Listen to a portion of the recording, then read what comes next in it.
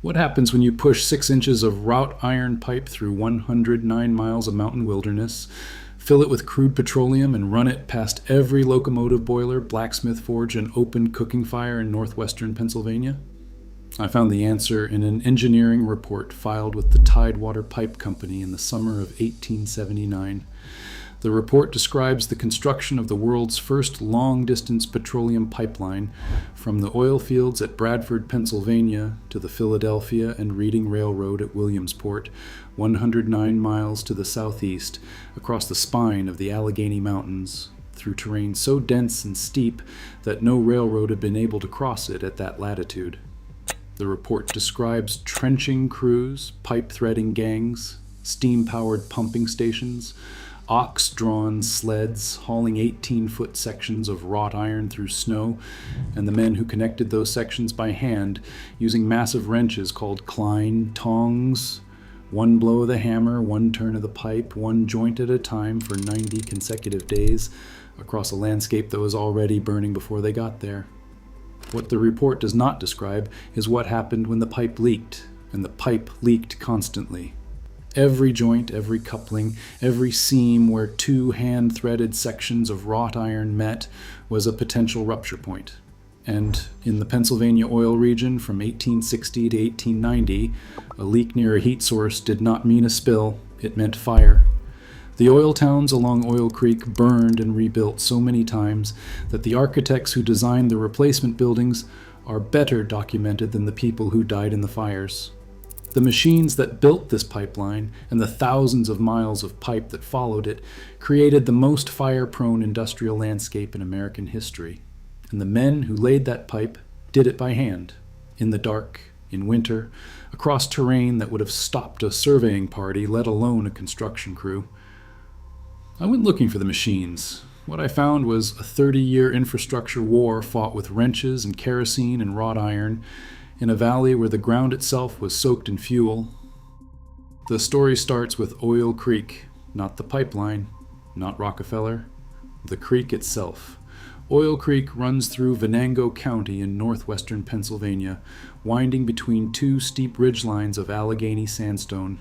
For centuries, petroleum seeped through fissures in the rock and pooled along the waterway's edge. The Seneca skimmed it off the surface for medicinal and ceremonial use. Early American settlers bottled it as patent medicine. Nobody thought of the oil as fuel until 1859, when a former railroad conductor named Edwin Drake drilled a well at Titusville on the banks of Oil Creek and struck petroleum at a depth of 69 feet. The wooden derrick and engine house that Drake built became the first commercial oil well in the United States. Within months, the Oil Creek Valley was unrecognizable. Boom towns erupted along both banks of the creek: Oil City, Titusville, Petroleum Center, Pithole, Rouseville, Rind Farm. Wooden derricks crowded the bottomland so tightly that their guy wires crossed. Wells produced thousands of barrels a day, and the crude oil that came out of the ground had nowhere to go. There were no pipelines yet, not in 1860, not in 1861. The crude oil was collected in open pits, holes dug 8 to 12 feet deep and lined with pine planks, and pumped from the pits into wooden barrels. The barrels were loaded onto flatboats called bulk boats, broad-bottom vessels that carried the oil in the open, without lids or containers, just crude petroleum sitting in the hull of a wooden boat on the surface of a shallow creek. For most of the year, Oil Creek was too shallow to float a loaded bulk boat. So the oil men paid mill owners upstream to breach their dams in sequence, north to south, creating artificial floods called pond freshets that would surge down Oil Creek and carry the boats toward the Allegheny River and the railroads beyond it. The pond freshet system was controlled chaos. When the dams opened, the water level rose fast and the boats cut loose from their moorings and plunged downstream, colliding with each other, jamming against bridge pilings and creek bends, splintering on rocks. 3 out of 5 boats were destroyed in transit. Their crude oil spilled into the water.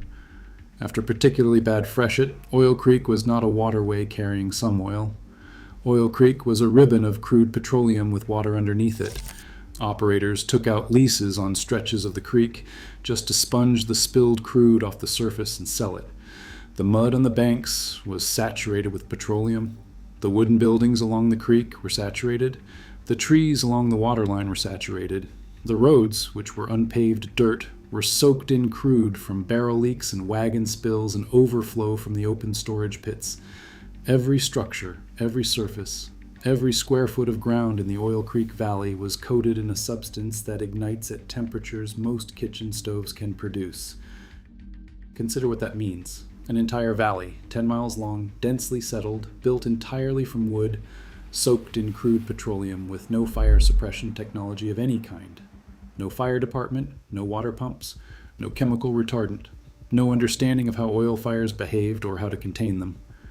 The only firefighting technique available in the Pennsylvania oil region in the 1860s was to let the fire burn until it ran out of fuel. The first major oil fire came on April 17, 1861, at Rouseville, on the banks of Oil Creek. A well drilled on the Buchanan farm by the Little and Merritt Company on a sublease held by a man named Henry Rouse struck an oil pocket at a depth of 320 feet and began gushing 3,000 barrels a day. The crew had no blowout preventer, they had no valve, they had no technology to control the flow. The oil shot into the air in a 6-inch column and covered everything within range. Townspeople came to watch the gusher, the way people gathered at any new well in the oil region. They stood on barrels near the wellhead, drenched in crude petroleum. According to the account published in the Clearfield Republican that April, at 6 p.m, the well ignited.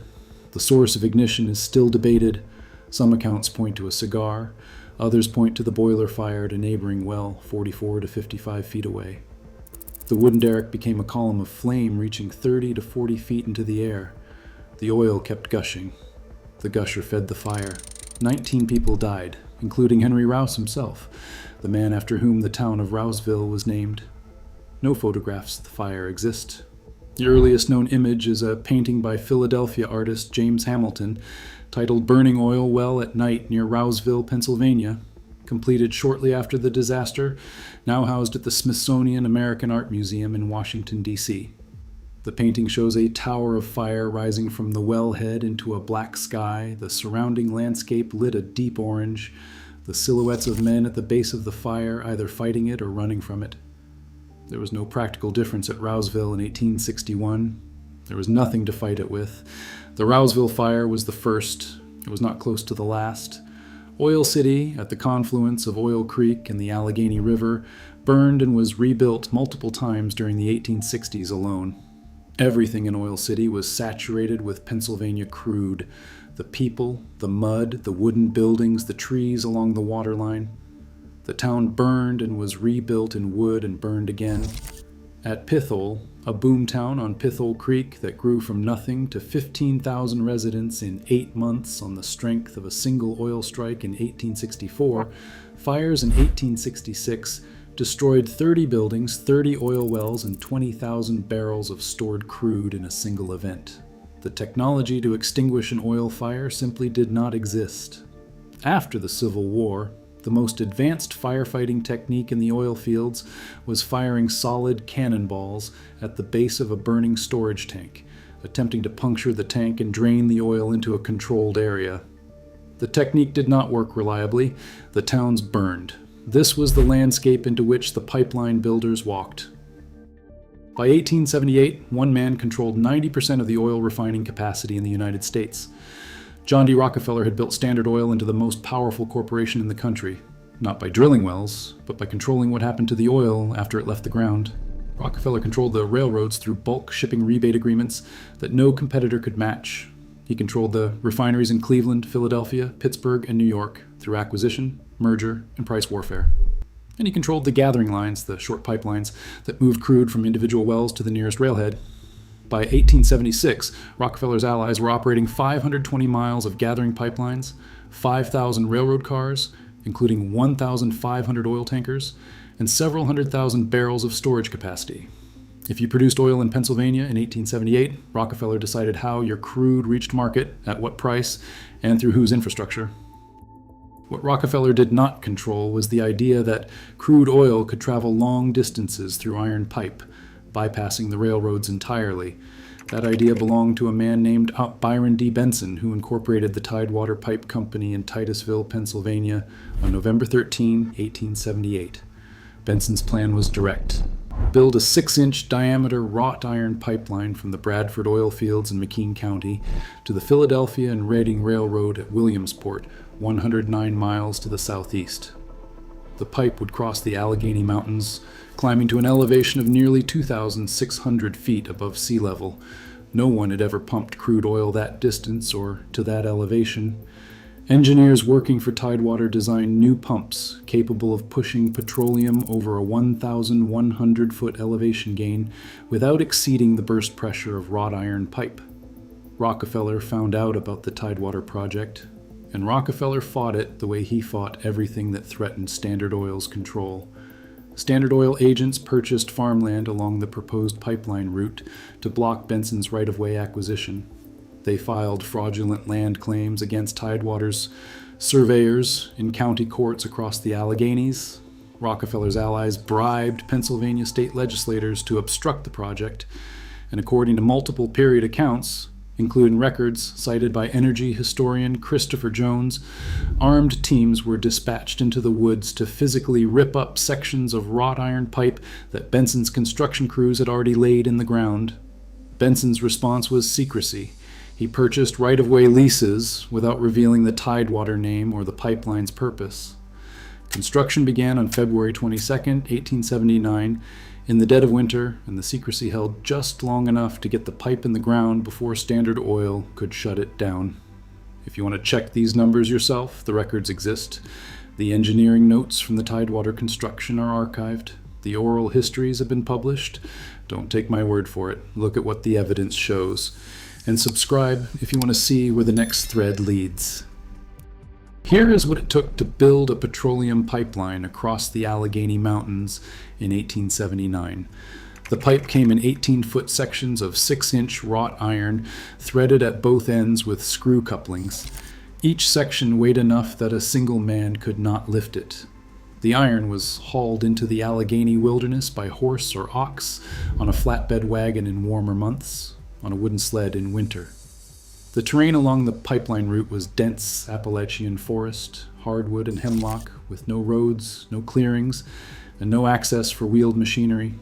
Before a single foot of trench could be dug, the land had to be cleared by hand. Trees felled with axes and crosscut saws, stumps pulled with chains and ox teams, boulders levered out of the trench line with iron bars. Then the trenching began.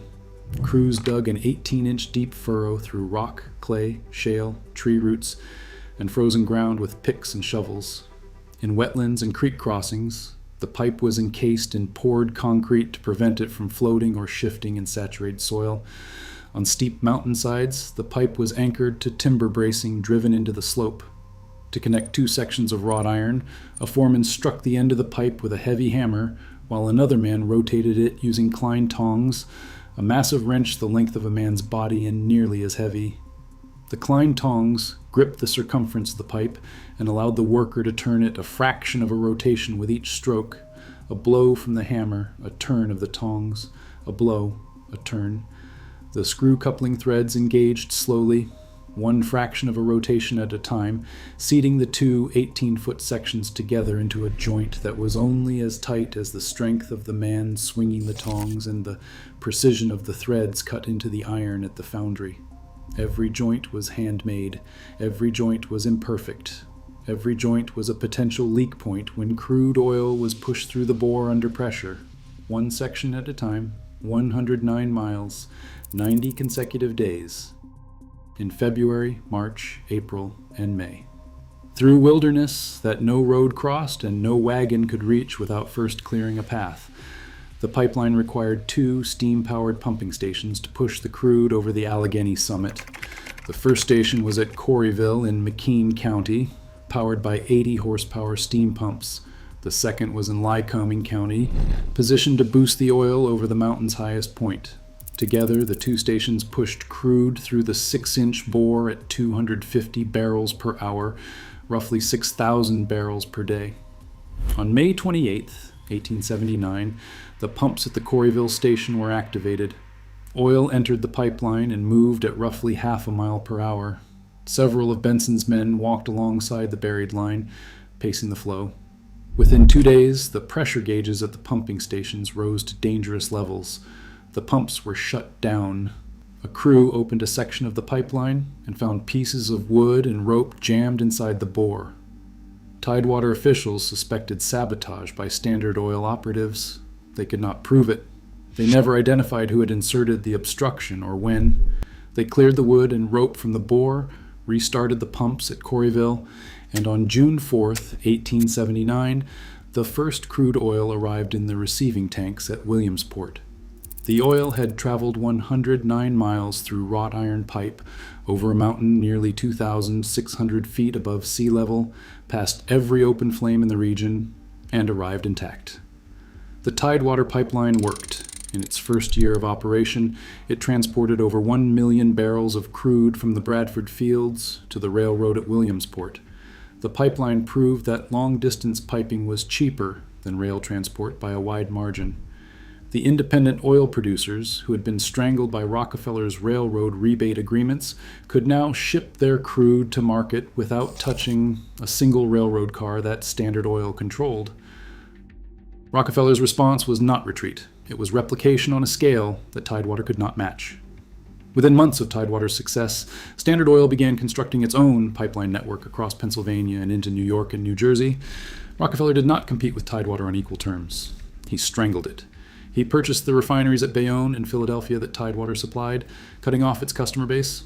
He built parallel trunk lines to the same destinations. He used the pipeline technology that Benson's engineers had proven and applied to it the same consolidation strategy that had already crushed every railroad competitor and every independent refiner. The scale of what Standard Oil built and how fast they built it is the detail that matters for this story. By 1880, a Standard Oil trunk line ran from the Pennsylvania oil fields to Cleveland, Ohio, reducing shipping costs by more than half. By 1881, a 6-inch wrought iron line connected Olean, New York, to Saddle River, New Jersey.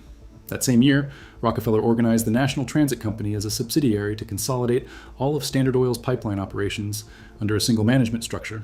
By 1882, a pipeline 260 miles long ran from Coal Grove, Pennsylvania, to the Atlantic Refining Company at Gibson's Point in Philadelphia. Another line extended 70 miles to refineries in Baltimore. Rockefeller introduced steam-powered machinery wherever the terrain allowed it. Steam-driven trenching equipment cut through ground that Tidewater's crews had dug by pick and shovel. Steam-powered pipe threading machines replaced the man with the Klein tongs on the longer, flatter runs. By 1882, Standard Oil controlled 3,000 miles of pipeline across the northeastern United States. The National Transit Company expanded the network to 13,000 miles. 13,000 miles of wrought iron pipe, moving 80,000 barrels of crude oil per day from the Pennsylvania fields to refineries along the Atlantic coast. Each pumping station along the trunk routes was equipped with duplicate steam boilers and 28-ton Worthington pumps. The Bayonne trunk line alone required 11 pumping stations. The National Transit Building in Oil City, a 5-story brick structure with stone trimming and iron cornices that cost $90,000 to construct in 1890, housed the field management offices for the entire system. Inside the building there were marble-topped washstands, bronze radiators, cold air ducts, a private telegraph office for coordinating pipeline operations across 5 states, a basement restaurant operated by Thomas Gent, a billiard hall, and a barber shop. Daniel O'Day, Rockefeller's general manager for pipeline operations, directed 13,000 miles of trunk line from an office inside that building. The pipeline workers who built the system that the National Transit Building managed received none of these amenities.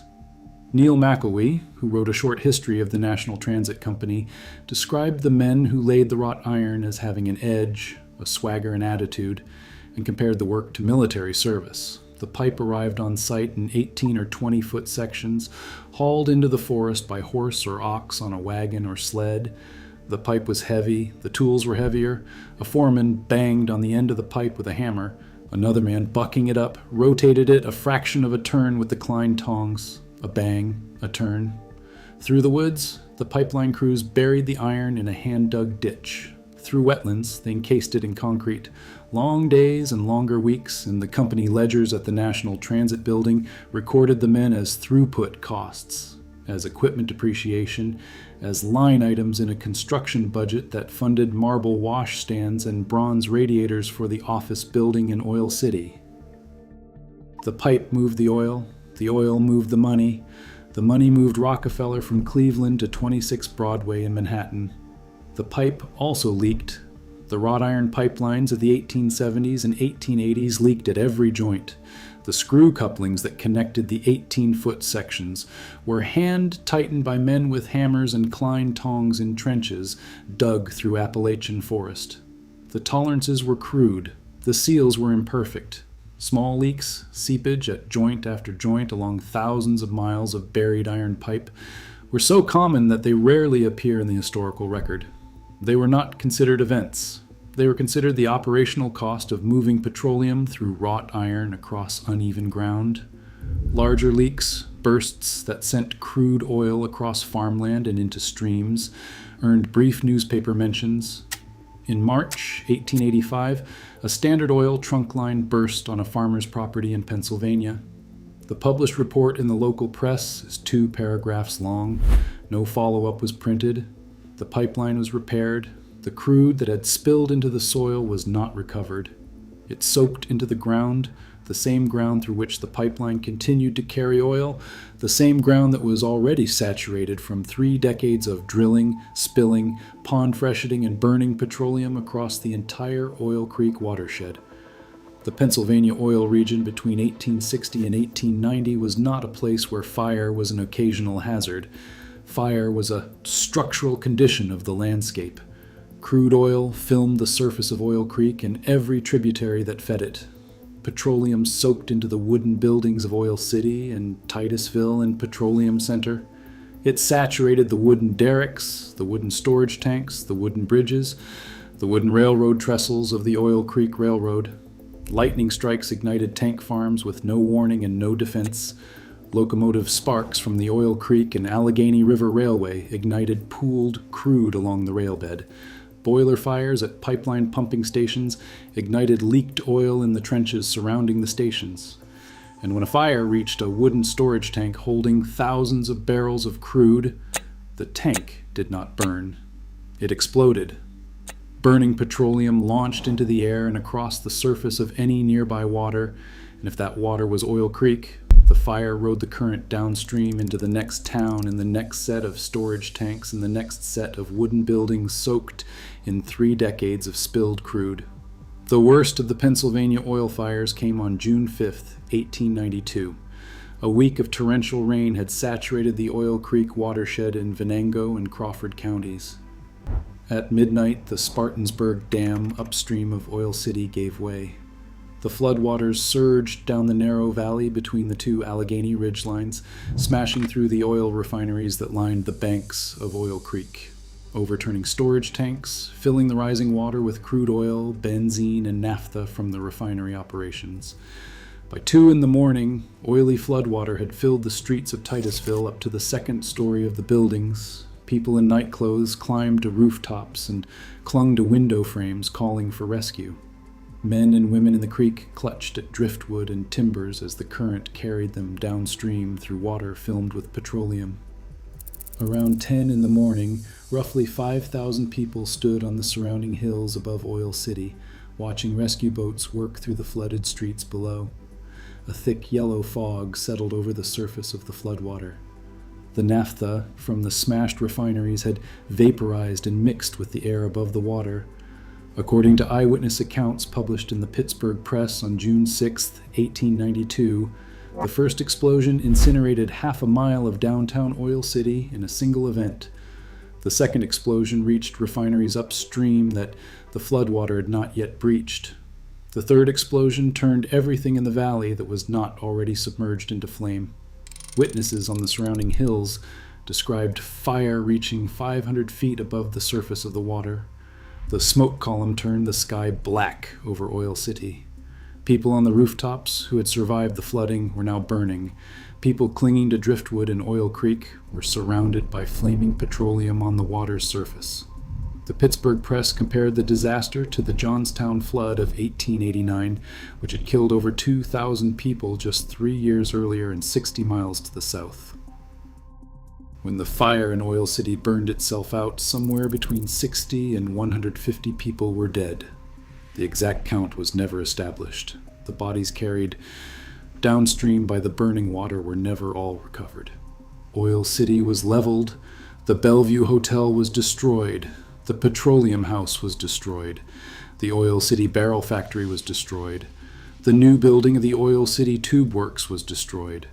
The furniture establishment of George Paul and Sons, valued at $100,000, was destroyed. Every wooden structure in the flood zone along Oil Creek was ash and foundation stone. The architects who rebuilt Oil City in brick and stone are documented by name: Joseph Bruneau, William Lee, Charles Bolton. Their buildings still stand in the city today, on the same streets, above the same ground. The people who died in the fire and flood of June 5, 1892, are not all documented by name. The count varies between sources. The bodies that Oil Creek carried away are still unaccounted for. The company records from that period track barrel counts, pipeline throughput, equipment depreciation, and property losses in dollar amounts. The dead are listed, when they are listed, as casualties. I started the story with an engineering report from 1879. A document about pipe, pumps, and construction schedules, filed by men who were trying to break Rockefeller's railroad monopoly by pushing wrought iron through the Allegheny Mountains.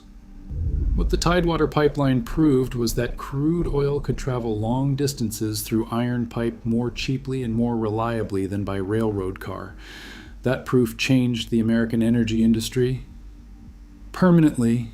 Within 5 years of Tidewater's first successful delivery to Williamsport, more than 3/4 of all crude oil in the United States moved through pipeline instead of on rail. Rockefeller, the man who had sent armed teams to rip up the pipe, and who had jammed wood and rope into the bore, and who had bribed Pennsylvania legislators to block the right-of-way, ended up building the largest pipeline network in the world on the back of the concept his agents had tried to destroy. The machines that built those 13,000 miles of Standard Oil pipeline were not complicated. Wrought iron pipe threaded at a foundry, Klein tongs forged by a blacksmith, horse-drawn sleds, ox teams, steam pumps, steam-powered trenching equipment on the flat stretches, picks and shovels on the mountains. The technology was simple. The consequences were not. 13,000 miles of wrought iron pipe, hand-threaded, sealed with the imperfect tolerances of men swinging hammers in frozen trenches, carried crude petroleum through a valley that had been soaked in fuel for 3 decades, past locomotive boilers and blacksmith forges and pipeline pump station fires and storage tanks that could detonate with a single lightning strike. The joints leaked. The leaks fed the fires. The fires burned the towns. The towns were rebuilt in wood and burned again. The pipeline kept pumping. The oil kept moving. The money kept flowing to 26 Broadway in Manhattan. Today, Oil Creek runs through a state park in Venango County. The derricks are gone. The wooden boom towns are gone. The pipeline right-of-way has been reclaimed by second-growth Allegheny hardwood forest. You can walk the Oil Creek Valley on a hiking trail and pass within feet of where the Tidewater line was trenched in February 1879, and there is nothing to mark the spot. No plaque, no post, no indication that the ground beneath your boots once held the first long-distance petroleum pipeline in the world. The National Transit Building in Oil City still stands on Seneca Street. It is listed on the National Register of Historic Places. Inside, the offices where Daniel O'Day managed 13,000 miles of Standard Oil pipeline are preserved. The company name is carved in stone above the entrance. The names of the men who threaded the pipe, who dug the trenches, and who hauled the wrought iron through the Allegheny snow on ox-drawn sleds are not carved anywhere. There are more of these stories, more machines, more furnaces, more men who went into the dark and came out different or didn't come out at all. Subscribe if you want to see what I pull from the records next. The next video covers something I found while digging through the archives for this one. A machine, a job, a detail that didn't fit here but couldn't be left in the filing cabinet. It's on screen now.